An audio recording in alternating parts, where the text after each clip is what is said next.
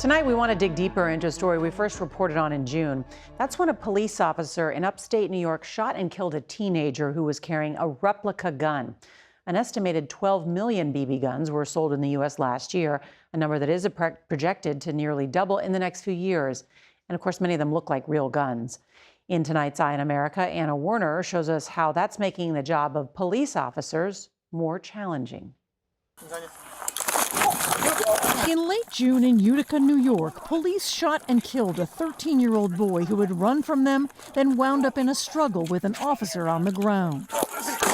The teen was holding what police thought was a handgun. It's a .22. It was only later at the station, police say, that they discovered the gun wasn't a real firearm, but a pellet gun. Utica Police Chief Mark Williams told us he can't talk about the officer's actions because they're under investigation. But he did want to talk about what the gun industry refers to as replica guns. They look like the exact same weapon, a firearm, as a Glock. Those replica guns fire small metal pellets or BBs. In decades past, many replicas were plastic and advertised as toys.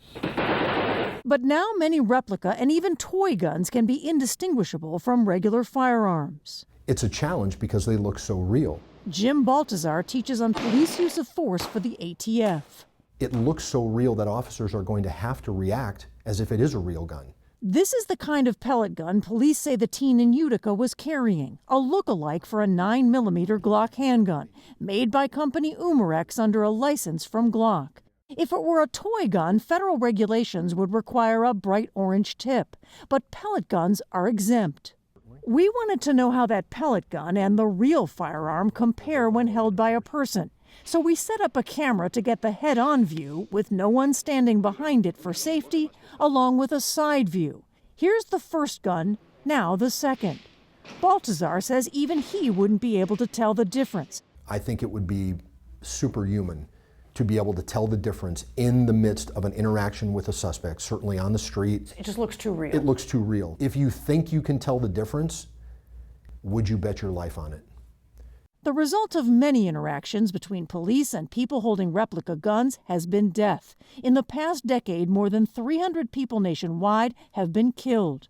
And Lindsay Nichols with the Giffords Law Center blames the gun industry. They are the ones profiting off this. They are the ones who they know that these guns can be mistaken for real guns. In fact, a warning in fine print tells users, do not brandish or display it in public. Police and others may think it is a firearm.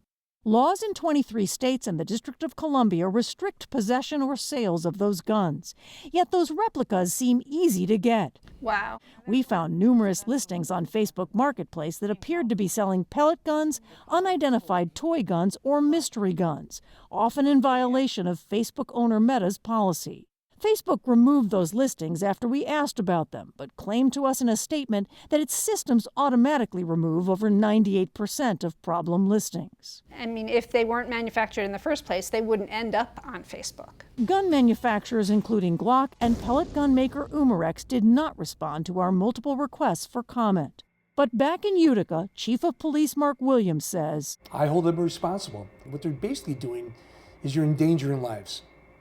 In the past 10 years, at least 19 children who had replica guns were shot and killed in interactions with police. For Eye on America, I'm Anna Werner.